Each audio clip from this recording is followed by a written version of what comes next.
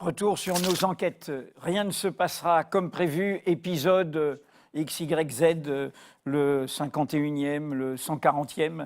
Nous allons en parler de ce qui s'est passé aujourd'hui même avec François Fillon, convoqué à des fins de mise en examen par la justice, sa conférence de presse. Nous allons en parler avec Hélène Salvi, qui à Mediapart suit la droite et les Républicains, et Michel Deléan, qui à Mediapart suit la justice, ces magistrats qui ont été dénoncés par le candidat pour l'instant de la droite. Alors Hélène, résumant la journée d'aujourd'hui, tu as titré ton article « François Fillon, candidat malgré eux ». Non pas malgré lui, mais malgré eux. Résume ce que dit ce titre par rapport à ce qui s'est passé aujourd'hui, cette visite annulée. Tu l'attendais au salon de l'agriculture et tout d'un coup, ça s'est passé ailleurs. Raconte-nous. Alors, cette journée a été très longue et elle a commencé très tôt. Nous étions tous rassemblés, journalistes, à 8h du matin au Salon de l'Agriculture pour attendre la visite de François Fillon qui était préparée depuis longtemps parce qu'ils anticipaient ce qui se passe depuis des semaines de campagne, c'est-à-dire des orchestres de casseroles qui l'attendent à chaque déplacement, ce qui n'est, j'imagine, ni agréable pour lui ni agréable pour les militants qui le suivent. Et donc, voilà, c'était quelque chose de très rodé quand, à 8h10, les yeux encore pleins de sommeil, nous recevons un communiqué de François Fillon qui dit, assez sibyllin, qui dit simplement « François Fillon reporte son déplacement au Salon de l'Agriculture, on vous donnera une date s'inédit ». En gros, ce qui était assez étonnant, c'est que nous recevons les communiqués à ce moment-là, et que les équipes d'organisation, donc les équipes techniques de la campagne ne sont pas au courant. Là arrivent les élus qui ne sont pas au courant non plus. Enfin bon, tout ça crée une espèce de flou artistique pendant... Des organisations, voilà. Panique. Claire et nette, qui s'inscrit dans la droite lignée de ce qu'on vit quand même quand on suit la droite depuis quelques semaines maintenant. Donc là, voilà, tout le monde, en fait, personne n'en sait rien. S'en suivent des heures et des heures de supputations, de rumeurs. Il va se retirer, en fait il va pas se retirer, Alain Juppé va être près de lui, il va parler à midi, il y aura du monde autour de lui, non mais c'est sûr, maintenant c'est le plan B qui arrive, c'est Juppé ou Baroin, non finalement c'est pas sûr, il s'accroche, il consulte, enfin bon bref, c'est un bazar sans nom. Et il finit par prendre la parole à midi et demi, avec un peu de retard, donc tous les journalistes sont au QG de campagne. Arrivent certains élus un peu symboliques dans le sens où ce sont les ténors du parti, donc on voit Châtel, Woerth, Baroin, Pécresse, NKM et consorts, et lui arrive, il fait une déclaration plutôt ferme, c'est-à-dire qu'il dit « je reste, je ne me retire pas ». En gros, le sujet, c'est la justice mène une enquête à charge contre moi depuis des semaines. Maintenant, je m'en remets au suffrage universel. Je me dédie finalement de tout ce que je raconte depuis 2 ans de campagne à la primaire, c'est-à-dire moi, qui imagine le général de Gaulle mis en examen. Et puis, plus largement... La seule chose qui m'empêcherait d'être candidat, c'est si mon honneur était atteint, si j'étais mis en examen. Ouais. 26 janvier 2017. 26 janvier 2017, et même sont ressortis des tonnes de déclarations. Il y a un blogueur de Mediapart, je précise, oui. Patrick Caez, les tweets de Fillon sur l'exemplarité, il en a trouvé depuis 2014 des sacrés croquignolé. En 30 ans, mon nom n'a jamais été associé à une affaire. Vrai que la politique est souvent l'art de dissimuler la vérité. J'en ai encore trouvé une meilleure. Une justice rapide et ferme est une nécessité absolue. L'impunité zéro doit être la règle.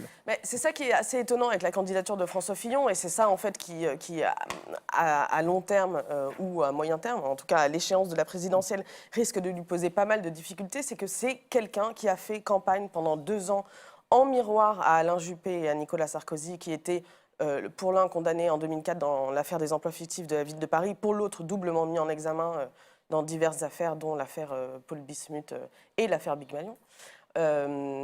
François Fillon, pendant tout ce temps, s'est présenté un peu comme le chevalier blanc de la droite. C'est-à-dire, moi, effectivement, j'ai aucune affaire depuis 30 ans, et pourtant j'étais là, etc.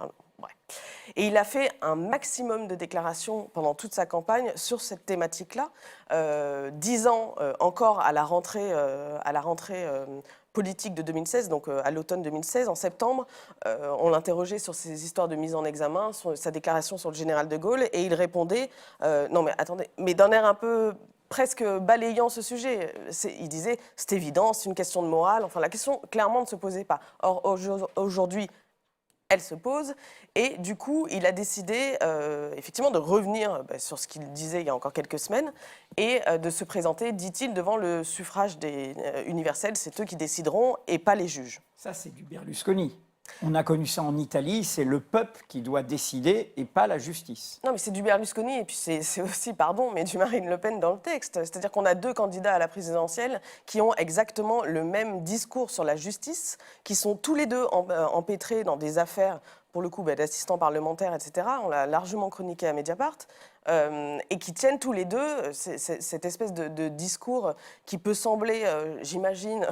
Mais Michel nous dira ça mieux que moi, mais aux yeux des juges, d'un non-sens sans nom, parce qu'il parle de trêve, de la justice devrait se mettre en retrait de cette élection présidentielle, ce qui, visiblement, n'a pas de sens. Après, il s'est passé autre chose. Oui, parce que s'il n'y a pas que les juges, il y a ses propres entourages. Alors là, bon, on est dans la droite lignée de ce qu'est la droite. C'est-à-dire que moi, je couvre cette famille politique depuis quelques années maintenant, et en fait, ça n'a jamais été simple. C'est-à-dire que ils se tirent dans les pattes toute la journée. Bon. Et surtout, on se rend compte que quand l'un dit quelque chose, l'autre ne veut pas. Bon, bref. Donc là, ce qu'on a vu cet après-midi, c'est que François Fillon, à midi, fait cette déclaration. 2-3 personnes qui sont son entourage le plus proche, c'est-à-dire en gros Bruno Retailleau, Gérard Longuet, aujourd'hui, disent oui, il a eu un discours ferme, je pense que tout le monde l'a compris, il sera candidat, il ne se retirera jamais, extraordinaire, circuler, il n'y a rien à voir. Sauf que derrière, il y a quand même des gens qui se rendent compte que la présidentielle, c'est dans peu de temps, et qui se rendent compte que derrière la présidentielle, il y a quelque chose qui n'est pas anodin, qui s'appelle les législatives, et qui risque d'être fortement compromis par tout ce qui se passe aujourd'hui. Par quoi ça se traduit? Ça se traduit, mais ça ne date pas d'aujourd'hui, par des candidats aux législatives qui font une campagne de terrain en se dégageant un petit peu du candidat Fillon qui est devenu un boulet, c'est-à-dire qu'eux ils disent non mais moi je fais candidat pour moi, bon je sais le national, mais moi je fais une candidature locale, c'est pas voilà je fais une campagne locale. Finalement les affaires Fillon ne vont pas vraiment être un problème. Et là, un cran Et là, passé. un cran supplémentaire a été passé cet après-midi parce qu'on a vu un certain nombre d'élus, et pas des moindres, hein, qui ont demandé à François Fillon de revenir sur ce qu'il avait déclaré à midi, de prendre une décision plus forte, voire certains de se retirer. Donc on a 1000 personnes parmi cela, des élus comme Pierre Lelouch, la sénatrice Fabienne Keller, et surtout... parce que c'est quand même assez symbolique, Bruno Le Maire qui était... l'ensemble des députés qui le soutenaient, qui se retirent Alors, de la pas l'ensemble, campagne. il y en a un ou deux qui continuent à suivre François Fillon, mais c'est vrai que la majorité des soutiens leméristes, comme on les appelait à l'époque, ont suivi la décision de Bruno Le Maire qui a dit... Pardon, moi... Le respect de la parole voilà, donnée. Moi, il a la parole rappelé donnée. Ce que je citais tout Voilà. à l'heure. Il dit, ce n'est pas crédible, je me retire, je poursuis le combat politique de mon côté. Moi, en tant qu'homme politique, la parole donnée a un sens. C'est ce qui permet de rétablir le lien de confiance avec les Français. Donc moi, je ne ferai pas ça. Bruno Le Maire, ce n'était pas n'importe qui dans la campagne présidentielle parce que précisément, il avait été candidat à la primaire. Il n'a pas fait un score extraordinaire, mais enfin tout de même. Une figure de renouveau, pourrait-on dire. Figure de renouveau, devenu ténor du parti en l'espace de quelques années, et qui aujourd'hui s'occupait des questions internationales et européennes, promis à un futur ministère, un futur Quai d'Orsay. Voilà, donc là, Bruno Le Maire se retire de la campagne, et ce qui est assez étonnant, c'est que, enfin ce qui n'est pas étonnant, mais ce qui est assez intéressant aussi, c'est que cet après-midi, ont suspendu leur soutien l'UDI. Et l'UDI, c'est pas rien quand même, parce que Les anciens centristes, pourrait-on dire. ce sont des centristes. Voilà. Ce sont les Oui. centristes, parti formé fondé par Jean-Louis Borloo et aujourd'hui dirigé par Jean-Christophe Lagarde, qui était en plein accord avec les Républicains pour trouver un accord pour la présidentielle sur le programme et surtout sur les investitures pour les législatives, c'est-à-dire ne pas envoyer des candidats différents. Pardon. Donc là, l'accord était quasi scellé. Le patron du parti Les Républicains, Bernard Accoyer, a même dit ce matin « c'est bon, c'est fait ». Sauf qu'après les déclarations de François Fillon, l'UDI s'est réunie et a décidé de suspendre son soutien. Ça peut tenir longtemps, Quoi donc ? la décision de Fillon, parce que ça peut... On citait un ancien président de la commission des lois, un parlementaire très respecté, député des Ardennes, Jean-Luc Warsmann, qui s'est mis de côté, etc. Il y a de l'eau, là. Il y a de l'eau. Voilà. Pour que... Enchaîne, Émilie, enchaîne. Non, non, tout va bien. Voilà. Mais donc, Jean-Luc Warsmann, député des Ardennes, je suis entré dans la vie publique avec des convictions que j'ai forgées en famille et un grand respect, comme par hasard, retour à l'envoyeur, pour ce que le général de Gaulle a apporté à la France. Donc, voilà, il y a... Je m'en étouffe. Oui. La question, c'est comment peut-il tenir encore s'il y a toutes ces défections ? Je crois que les mots lui manquent, là, visiblement. Il peut tenir parce qu'il a déposé aujourd'hui ses parrainages devant le Conseil constitutionnel. Il est le seul à les avoir à temps. Et de toute manière, il tiendra tant qu'il veut tenir. Sa famille politique sera obligée de suivre. Reste à savoir s'il y aura un putsch dans les jours à venir. Rien ne se passera comme prévu, on va continuer. Et on va continuer avec Michel, la justice.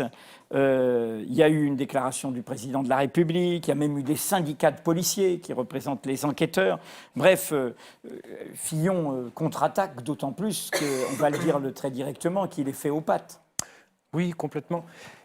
Le fait qu'un homme politique de premier plan s'en prenne à la justice, ce n'est pas une nouveauté. On l'avait vu avec François Léotard, on l'a vu avec Alain Carignon, on l'a vu avec Michel Noir, on l'a vu avec Henri Emmanuelli. À chaque fois que le parti, le candidat, l'homme politique sont pris dans une affaire un petit peu lourde, le réflexe, c'est de se tourner vers la presse, vers les juges, de chercher un complot, de chercher une manip. Là, le souci pour François Fillon et ses supporters, c'est qu'il a quand même réussi un tour de force assez rare, c'est de provoquer des communiqués de tous les syndicats de policiers et de tous les syndicats de magistrats, qui par définition ne sont jamais d'accord entre eux, et qui disent tous la même chose, qui disent « laissez-nous enquêter, laissez-nous faire notre travail ». La thèse du complot, qui peut convaincre éventuellement le cercle des fans, des supporters et des irréductibles, elle se heurte à des réalités très simples. C'est que le Canard enchaîné fait son boulot, le parquet ouvre une enquête pour vérifier, il fait son boulot, et les juges d'instruction, qui sont statutairement indépendants et qui convoquent M. Fillon pour le mettre en examen, font leur boulot. Et il convoque aussi madame, parce que ce que tu dis, il faut leur boulot entre la mèche allumée, comme nous l'avions fait, par exemple, dans l'affaire Cahuzac par le Canard enchaîné, et ce que vont trouver les enquêteurs dans le cadre de l'enquête préliminaire, fait, tu le dis, un dossier accablant. C'est pour ça qu'à peine a été transmis aux juges d'instruction ce dossier, 3 juges d'instruction, la mise en examen est obligatoire, parce qu'il y a des faits graves ou concordants. Alors, c'est effectivement ce qui tracasse au plus haut point François Fillon, son staff, son état-major et ses avocats, c'est que les 4 semaines d'enquête des policiers de Locliff, c'est le service de pointe qui s'occupe des affaires de corruption et des affaires financières et fiscales, est accablant. Le parquet financier, qui a été accusé de tous les maux, bien qu'il est quand même requis de la prison ferme contre Cahuzac, je ferme la parenthèse, en fait, a fait une fleur à François Fillon en ouvrant une information judiciaire contre X. C'est-à-dire que... Non dénommé. Voilà, ça revenait à dire au juge d'instruction, on vous saisit d'une affaire, mais vous n'êtes pas obligé, procéduralement, de mettre en examen les personnes qui sont dans cette affaire. C'est à vous de voir. Or, ces juges d'instruction, pas de chance, c'est des juges qui connaissent leur travail, qui sont indépendants et qui sont assez motivés.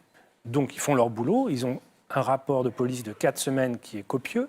Ce n'est pas une affaire très compliquée pour ces policiers-là. Ils n'ont pas à aller chercher aux Bahamas, aux îles Caïmans, à Taïwan ou à Hong Kong ou je ne sais où des circuits de blanchiment. C'est à l'Assemblée nationale et dans la Sarthe et à la Revue des Deux Mondes. C'est tout simple. Il y a 3 endroits. Il y a des salaires qui partent de l'Assemblée nationale avec de l'argent public à un point A, qui vont vers une personne B. On essaye de voir si un travail a été fourni. Après, il y a des salaires versés par la Revue des Deux Mondes qui, entre parenthèses, ne versent pas des salaires aussi importants à tout le monde, qui vont vers quelqu'un. On cherche à voir s'il y a un travail qui est fourni en contrepartie. Pour ces policiers-là, c'est une enquête très simple. Et du coup, là, il est convoqué pour le 13 mars, c'est ça ? Pour le 15, je crois. Le 15 mars, 2 jours plutôt avant la fin et le début de la campagne. Donc il va être mis en examen, son épouse aussi. Alors, a priori, les convocations, François Fillon et ses avocats l'ont confirmé, sont des convocations aux fins de mise en examen. C'est-à-dire que les juges estiment, en vertu du code de procédure, qu'il y a des indices graves ou concordants qui permettent de penser qu'ils ont commis certains délits. On ne voit pas trop, sincèrement, pourquoi les juges renonceraient subitement à une mise en examen et leur feraient une fleur en disant finalement tout bien réfléchi, vous allez être témoin assisté. Il y a aussi un argument qui a été mis en avant ce matin par François Fillon et qui est un argument fallacieux, c'est celui de la contestation de la régularité de la procédure. Il faut savoir, c'est un petit peu compliqué, mais on l'explique ce soir dans nos articles, qu'il ne peut pas contester la régularité de la procédure avant d'être mis en examen. Donc le grand paradoxe de cette histoire, c'est qu'il pourra enfin avoir accès au dossier, savoir précisément tout ce qui a été rassemblé par les enquêteurs et contester la régularité de la procédure devant la chambre de l'instruction, à la cour d'appel. Il pourra le faire seulement après sa mise en examen. Il faut d'autant plus rappeler ce que tu viens de dire, qu'au début, quand il disait « je voudrais que ça aille très vite », lui, comme son épouse, et la fameuse épouse qui ne peut pas parler à sa demande et donc elle fait ce qu'il décide qu'elle peut faire, ont accepté de jouer le jeu de l'enquête. Ils ont été, ils s'en glorifiaient, j'ai donné toutes les explications. Le problème, c'est que les policiers n'ont pas trouvé les faits qui correspondent aux explications. Bien sûr, et c'est dévastateur, c'est-à-dire qu'en l'espace de 15 jours, passer d'un discours qui consiste à dire « je réponds aux questions, je fournis des éléments, je respecte les institutions », et 15 jours plus tard dire c'est une justice politique, c'est la guerre civile, on veut m'assassiner, c'est affreux, c'est un complot, on est en dictature, c'est pas cohérent. De plus, il y a une tribune d'un avocat, Maître François Saint-Pierre, sur le club de Mediapart, qui revient sur ce fantasme du gouvernement des juges. Et c'est intéressant de voir aussi bien magistrats, policiers qu'avocats, cette mise en cause de la justice comme un pouvoir autonome, la séparation des pouvoirs, de son rôle, y compris de contrôle du pouvoir exécutif, des élus, etc., est très mal ressenti par ce milieu judiciaire que tu connais bien, puisque l'avocat en question, François Saint-Pierre, rappelle que cette façon de parler du gouvernement des juges, ça a toujours été dans des moments de sombre de la République, où en fait on ne veut que la politique se soit fait entre professionnels et que plus personne vienne la déranger, au fond. Bien sûr. Et ce qui est intéressant, c'est que lui, étant jeune, travaillait dans les dossiers lyonnais, les affaires noires, Carignan, il connaît tout ça d'assez près. Et effectivement, le complot des juges, la République des juges ou le complot des médias ou je ne sais quoi, ça ramène à des moments de grand désarroi et de très grande tension. Et c'est souvent en fait des arguments de désespoir. Alors on n'a pas le temps, hélas, mais il y a une enquête qu'il faut recommander à tous ceux qui découvrent ou qui connaissent Mediapart. C'est cette enquête que vous avez faite à 8 mains, c'est-à-dire à quatre journalistes, sur la misère cachée de la lutte anticorruption. Parce que contrairement à cette idée d'un gouvernement des juges tentaculaire, ce que vous racontez, c'est combien cette lutte anticorruption n'a pas les moyens des discours officiels, c'est ça ? C'est le grand paradoxe. Pour aller très vite, après l'affaire Cahuzac révélée par Mediapart, abonnez-vous à Mediapart, on a créé une haute autorité pour la transparence, un parquet national financier et ces jours-ci, on va créer aussi une agence anticorruption. Tout ça sur le papier, c'est merveilleux, les ministres sont heureux, il y a des annonces. Dans la réalité des faits, l'enquête qu'on a donc menée à 4 pendant de longues semaines montre qu'il y a peu de moyens et que surtout, une fois qu'on va voir ce qui se passe derrière ces 3 structures, dans la plupart des villes où il y a des services de police, de gendarmerie et des tribunaux de grande instance, des moyens, il n'y en a quasiment plus. Et les pauvres moyens qui restent sont monopolisés par les affaires de petite délinquance ou de grand banditisme, éventuellement les affaires de terrorisme quand on a besoin de renforts. Et la délinquance économique et financière n'est pas traitée comme elle le devrait. Merci Michel, merci Hélène qui s'est étouffée de chroniquer tout ce feuilleton de la droite. Comme tu l'as dit, profitez de ce Mediapart Live pour vous abonner à Mediapart. C'est 1 € seulement pour découvrir Mediapart.